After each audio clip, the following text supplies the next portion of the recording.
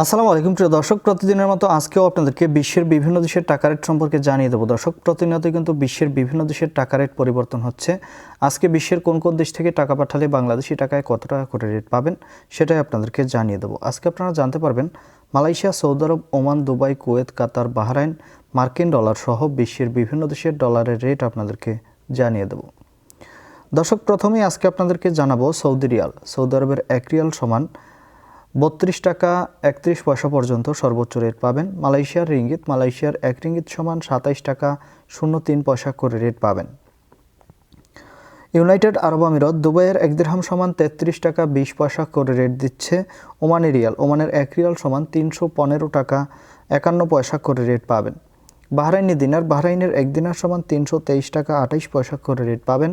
Qatari Real, কাতারের 1 Real সমান 33 টাকা 50 পয়সা করে রেট দিচ্ছে। কুয়েতি দিনার, কুয়েতের 1 দিনার সমান 394 টাকা 74 পয়সা করে রেট পাবেন।